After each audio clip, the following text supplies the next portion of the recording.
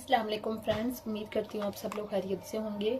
आज मैं आपके लिए लाई हूँ चैप्टर नंबर 2 मैटर, कल lecture number 10 effect of temperature on solubility. इससे पिछले लेक्चर में हम सॉलिबिलिटी के बारे में देख चुके हैं कि सॉलिबिलिटी क्या है और सॉलिबिलिटी के लिए कौन सा रूल फॉलो होता है। आज हम देखेंगे कि टेम्परेचर का सॉलिबिलिटी के ऊपर क्या इफेक्ट होता है। आया टेम्परेचर को इंक्रीज करने से सॉलिबिलिटी इंक्रीज होती है या डिक्रीज होती है या कोई इफेक्ट नहीं होता। हम तीनों तरह के इफेक्ट जो है वो डिस्कस करेंगे। सबसे पहले हम देख लेते हैं राइज ऑफ टेम्परेचर, ठीक है, इंक्रीज ऑफ सॉलिबिलिटी। पहले देखेंगे हम इंक्रीज, ठीक है, इंक्रीज ऑफ सॉलिबिलिटी, सॉलिबिलिटी का बढ़ना टेम्परेचर के इंक्रीज होने से, ठीक है। टेम्परेचर के इंक्रीज होने से सॉलिबिलिटी के ऊपर क्या इफेक्ट होगा। Rise of temperature, rise of temperature यानी कि जब आप किसी चीज़ का टेम्परेचर इंक्रीज कर देते हैं तो उसकी सॉलिबिलिटी के ऊपर क्या फ़र्क पड़ेगा, ठीक है। कुछ साल्ट ऐसे होते हैं जैसे कि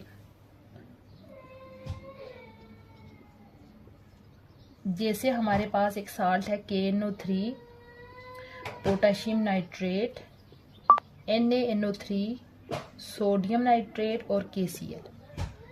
ये साल्ट इस तरह से होते हैं कि जब इनको पानी के अंदर हल किया जाता है इस तरह से, यानी कि अगर हम इन साल्ट्स को यहाँ पे हमारे पास वाटर है, वाटर में हल कर रहे हैं, ठीक है, इनको अगर हम वाटर में हल कर रहे हैं तो इनके दरमियान जो फोर्सेस हैं उनको ब्रेक करने के लिए हमें हीट चाहिए। कौन सी फोर्स, ये देखें K और N है ना, पोटेशियम और Na ये जो आपस में अटैच है, यानी एक फोर्स यहाँ पे है जो कि पोटेशियम को NO3 से अटैच कर रही है, नाइट्रोजन को वहाँ पे अटैच कर रही है। इसी तरह इनके दरमियान फोर्सेस होंगी, इनके दरमियान फोर्सेस होंगी, यानी कि इनको अपने आयंस में चेंज करने के लिए या इसके अंदर जो डिफरेंट चीज़ें हैं उनको ब्रेक करने के लिए या उन अट्रैक्टिव फोर्सेस को ब्रेक करने के लिए हमें जो है वो क्या चाहिए, एक हीट चाहिए, ठीक है। एक का मैं लिख भी लेती हूँ। सपोज हमारे पास KNO3 है, ठीक है, तो इसको आगे किस में चेंज करने के लिए, अपने आयंस में चेंज करने के लिए, क्योंकि जब ये वाटर के अंदर हल होगा तो ये अपने आयंस में चेंज होगा, ठीक है। अब जरा यहाँ पे हमें कोई हीट चाहिए होगी जो कि इस फोर्स को, इस ये जो फोर्स है उसको ब्रेक कर सके ताकि ये अपने आयंस में चला जाए, ठीक है। इस फोर्स को ब्रेक करने के लिए हमें क्या चाहिए, हीट चाहिए। तो अब इनको ये हीट कौन देता है, वाटर मॉलिक्यूल, यानी कि जिसके जब वो इसके अंदर जाएंगे तो वाटर मॉलिक्यूल इनको चारों साइडों से सराउंड करके उसको हीट देंगे। तो हीट देने से ये होगा कि एज अ होल ये जो हमारे पास कंटेनर है इसका टेम्परेचर क्या हो जाएगा, डाउन हो जाएगा, ठीक है। यानी पहली चीज हम लिख लेते हैं कि इनको हीट कौन दे रहा है, surrounding molecule. Heat provided by surrounding solvent molecule, यानी कोई जरूरी है कि यहाँ पे पानी है, कोई भी सॉल्वेंट हो सकता है जिसके अंदर आप इनको हल कर रहे हैं, ठीक है, सॉल्वेंट मॉलिक्यूल।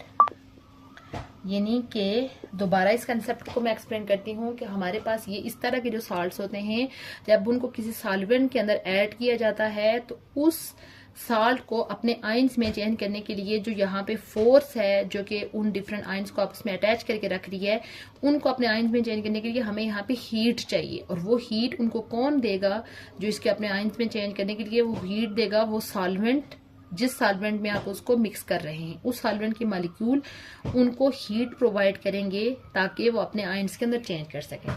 अब होगा ये कि जब उसको हीट प्रोवाइड करेंगे तो जिस वजह से एज अ होल हमारे पास ये जो सोल्यूशन बना हुआ है तो इसकी हीट जब वो जज़ब कर लेंगे तो हमारे पास जो कंटेनर है जिसके अंदर हम ये काम कर रहे हैं वो कंटेनर क्या हो जाएगा, ठंडा हो जाएगा। कंटेनर बिकम कोल्ड, क्योंकि उस सॉल्वेंट की जितनी भी हीट थी वो ये जो साल्ट है इसने अब्जॉर्ब कर ली, अपने अंदर जज़ब कर ली ताकि वो आयंस के अंदर चेंज हो सके। जिस वजह से ये कंटेनर आप इसको बाहर से पकड़ के देखेंगे तो ये ठंडा ठंडा महसूस होगा, क्योंकि जो उसका जो सॉल्वेंट था उसने अपनी सारी हीट जो है वो किसको दे दी है, साल्ट को दे दी है, ठीक है। तो यानी कि ये ऐसा रिएक्शन है, यहाँ पे हीट क्या हुई है, अब्जॉर्ब हुई है, ठीक है। तो इस तरह का जो होते हैं इनको बोलते हैं एंडोथर्मिक रिएक्शन। इनको क्या बोलते हैं? Endothermic reaction. Endothermic reaction mean के जिनके अंदर हीट क्या होती है? अब्जॉर्ब। यानी कि ये कौन से रिएक्शंस होते हैं? हीट अब्जॉर्ब, हीट जज़ब होती है to break the attractive forces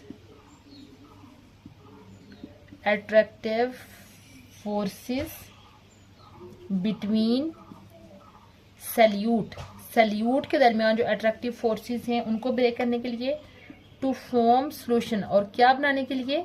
solution बनाने के लिए। तो इस तरह के रिएक्शंस को बोलते हैं एंडोथर्मिक रिएक्शन। यानी यहाँ पे हमारे पास क्या हुई है कि हीट जज़ब हुई है।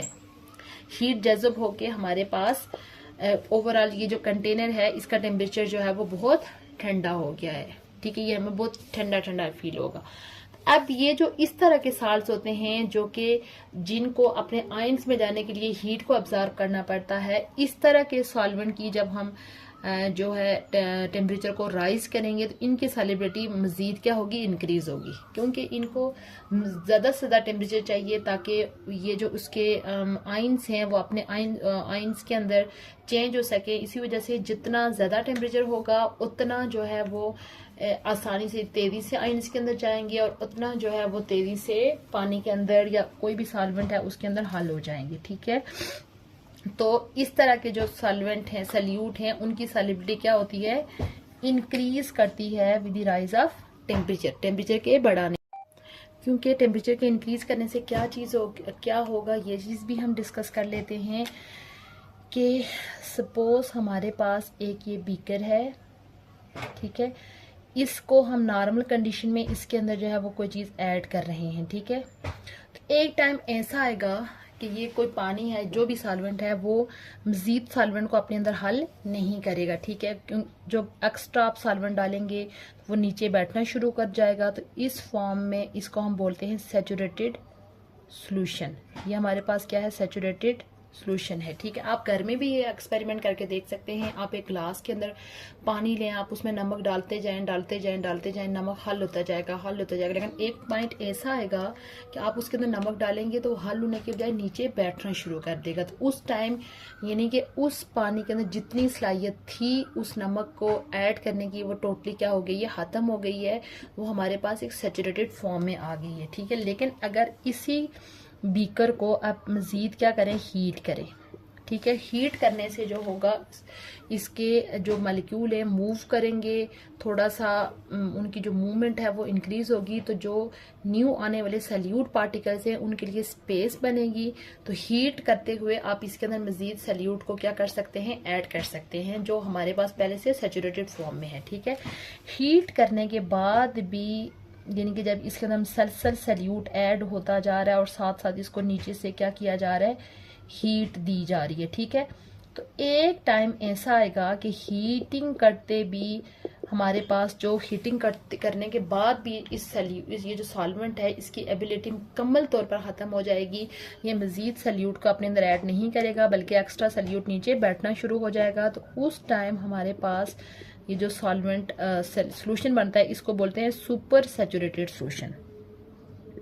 सुपर सैचुरेटेड सॉल्यूशन यानी कि हीट करते हुए उसके अंदर ये गुंजाइश पैदा हुई थी जो सल्यूट को ऐड करने की, वो हीट करने के बाद भी एक टाइम ऐसा आया है कि वो उसके अंदर ख़त्म हो गई है। तो उस टाइम वो जो सॉल्यूशन है वो किस फॉर्म में चला गया है? Super saturated solution. ये एक्सपेरिमेंट आप अपने घर में भी करके देख सकते हैं। ठीक है, इसी वजह से जो होगा इनकी ये जो सल्यूट होते हैं इनकी सॉल्युबिलिटी इंक्रीज करती है with the rise of temperature, क्योंकि इनको जो है अपने जो पार्टिकुलर आयंस हैं उनको अपने कंपोनेंट आयंस में ब्रेक करने के लिए इनको एनर्जी चाहिए, और जितनी एनर्जी इनको बाहर से प्रोवाइड होगी उतना तेजी से ये अपने आयंस में जाएंगे और उतना तेजी से वो हल हो जाएंगे। तो यानी कि सॉल्युबिलिटी क्या हो जाएगी? इंक्रीज कर जाएगी। अब हम दूसरी कंडीशन देख लेते हैं कि कुछ सल्यूट ऐसे भी होते हैं जिनकी सॉल्युबिलिटी जो है वो टेम्परेचर को इंक्रीज करने से जो है वो डिक्रीज होती है। इंक्रीज होने के बजाय क्या होगी? डिक्रीज होगी। यानी कि दूसरी हमारे पास सॉल्युबिलिटी का क्या रिलेशन होता है टेम्परेचर के साथ, क्योंकि कुछ साल्ट ऐसे होते हैं जिनकी जो सॉल्युबिलिटी होती है वो डिक्रीज करती है with the rise of temperature. ठीक है, डिक्रीज ऑफ सॉल्युबिलिटी, सॉरी यहाँ पे क्या था, राइज ऑफ टेम्परेचर, के टेम्परेचर के बढ़ने से सॉल्युबिलिटी क्या हो रही है, डिक्रीज हो रही है, राइज ऑफ टेम्परेचर। ठीक है, इसके लिए फिर हम कुछ एग्जांपल देख लेते हैं कि कुछ हमारे पास साल्ट इस तरह के होते हैं कि जैसे हमारे पास हो गया लिथियम सल्फेट और सीजियम सल्फेट। ठीक है, ये वाले साल्ट हमारे पास हो गए। अब इनका ये होता है कि इनकी आपस में जो फोर्सेस होती हैं, यानी लिथियम का और सल्फेट के जो फोर्स आपस में, सीजियम और सल्फेट की जो फोर्स है वो बहुत वीकर फोर्सेस होती हैं, यानी इतनी कोई खास फोर्स नहीं होती। ठीक है, तो जब इनको वाटर के अंदर या किसी सॉल्वेंट के अंदर हल किया जाता है तो इनको यानी कि इतनी हीट की ज़रूरत नहीं होती, तो ये जब हल होते हैं तो वहाँ पे हीट को क्या करते हैं, रिलीज़ करते हैं, रिलीज। तो ये इस केस में वो हीट को क्या कर रहे थे, अब्जॉर्ब कर रहे थे, अब्जॉर्ब हीट। और इस केस में यानी कि जब ये वाले जो साल्ट होते हैं जब उनको पानी के अंदर या किसी भी सॉल्वेंट के अंदर हल किया जाता है तो ये क्या करते हैं, हीट को जज़ब करने के बजाय हीट को खारिज करते हैं, रिलीज करते हैं। ठीक है, जब ये हीट को रिलीज करेंगे तो ये जो कंटेनर होगा जिसके अंदर आप ये सोल्यूशन बना रहे हैं वो कंटेनर क्या हो जाएगा, हीट अप हो जाएगा। ठीक है, कंटेनर क्या होगा, वार्म अप, गर्म हो जाएगा। ठीक है, कंटेनर वार्म अप। ठीक है, क्यों, due to release of heat, heat के रिलीज होने की वजह से वो जिस कंटेनर के अंदर आप ये सोल्यूशन बना रहे हैं वो गर्म हो जाएगा। ये अगर आप जब लैब के अंदर काम करेंगे तो लैब में आप देखेंगे कि आप जब डिफरेंट चीज़ों का सोल्यूशन बनाते हैं तो आप उस बीकर को या जिस चीज़ के अंदर भी आप सोल्यूशन बना रहे हैं उसको बाहर से टच करके देखें तो इस तरह के केस में वो आपको ठंडा फील होगा और इस तरह के केस में वो आपको बीकर गर्म फील होगा, क्योंकि उस टाइम उन्होंने हीट को क्या किया है, रिलीज किया हुआ है। ठीक है, जब हीट को ये रिलीज करेंगे तो इस तरह के जो रिएक्शंस होते हैं जिनके अंदर हीट रिलीज होती है उनको बोलते हैं एक्सोथर्मिक रिएक्शंस। ये हमारे पास कौन से रिएक्शंस हैं, एक्सोथर्मिक रिएक्शन। यानी इसी डेफिनेशन को हम अगर दोबारा करें, heat release to break the attractive force. ठीक है, यानी अट्रैक्टिव फोर्सेस को ब्रेक करने के लिए क्या रिलीज हो, हीट रिलीज हो, क्या बनाने के लिए, सैचुरेटेड सॉल्यूशन बनाने के लिए। तो इस तरह के रिएक्शंस को बोलते हैं एक्सो, और जब हीट अब्जॉर्ब होती है तो उनको बोलते हैं एंडो। लेकिन इस केस में हमारे पास हीट क्या हो रही है, रिलीज हो रही है। अब ये जो जिनकी हीट रिलीज हो रही है, आप इन तरह की जो सॉल्यूशंस होते हैं इनके केस में जब आप टेम्परेचर को इंक्रीज करते हैं तो इनकी सॉल्युबिलिटी इंक्रीज करने के बजाय इनकी सॉल्युबिलिटी क्या हो जाएगी, डिक्रीज कर जाएगी। क्यों, क्योंकि उस ओवरऑल यानी कि ये हमारे पास जैसे सॉल्वेंट है तो इसकी जो कैपेसिटी है सॉल्वेंट को अपने अंदर ऐड करने की वो क्या हो जाएगी, पहले से कम होती जाएगी। ठीक है, क्योंकि इसकी जो हीट है वो बहुत ज़्यादा बढ़ गई है, हीट इंक्रीज। ठीक है, हीट के इंक्रीज होने की वजह से यहाँ पे इसके अंदर ये बहुत जल्दी जो है वो सैचुरेट हो जाएगा। जैसे यहाँ पे पिछले केस में आप देखें वो टाइम लगा के सैचुरेट हो रहा था, लेकिन ये एकदम से क्या हो जाएगा, सैचुरेट कर जाएगा।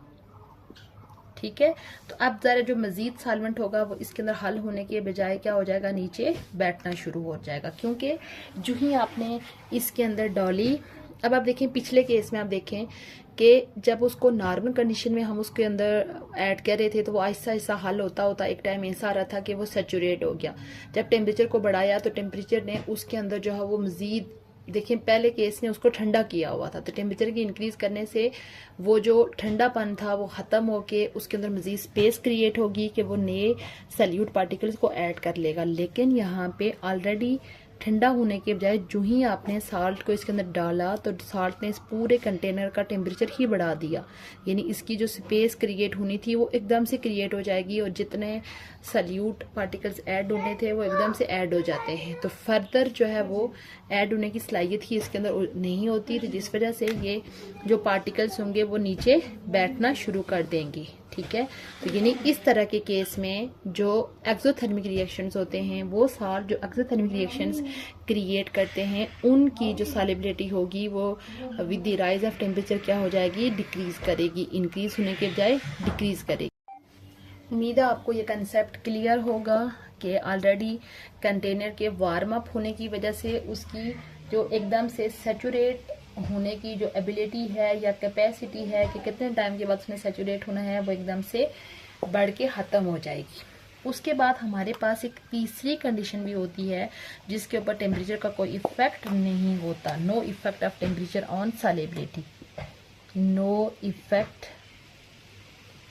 Of temperature. ये तीसरी तरह के हमारे पास कुछ सॉल्ट ऐसे होते हैं जिनके ऊपर जिनकी सॉल्युबिलिटी का टेम्परेचर के ऊपर कोई इफेक्ट नहीं होता। कैसे? कुछ जैसे हमारे पास NaCl है, यानी NaCl जो कि हम घर में यूज़ होने वाला नमक है जिसको टेबल साल्ट बोला जाता है। ठीक है, इसकी जो सॉल्युबिलिटी होती है उसके ऊपर टेम्परेचर का कोई इफेक्ट नहीं होता, ना तो टेम्परेचर के इंक्रीज करने से इसकी सॉल्युबिलिटी इंक्रीज होगी और ना ही टेम्परेचर के डिक्रीज करने से उसकी सॉल्युबिलिटी क्या होगी, डिक्रीज होगी। ये नॉर्मल टेम्परेचर में भी अच्छा खासा जो है वो नमक पानी के अंदर हल हो जाता है। ठीक है, ये हमारे पास ये ग्राफ सा है। ठीक है, इस ग्राफ में देखें एक्स एक्सिस के ऊपर जो है इस ग्राफ को एक्सप्लेन कर लेते हैं। एक्स एक्सिस पे जो है वो टेम्परेचर लिया हुआ है। ठीक है, और यहाँ पे डिफरेंट जो सल्यूट्स होते हैं उनकी सॉल्युबिलिटी ली हुई है। यहाँ पे आपको डिफरेंट लाइंस नज़र आ रही होंगी।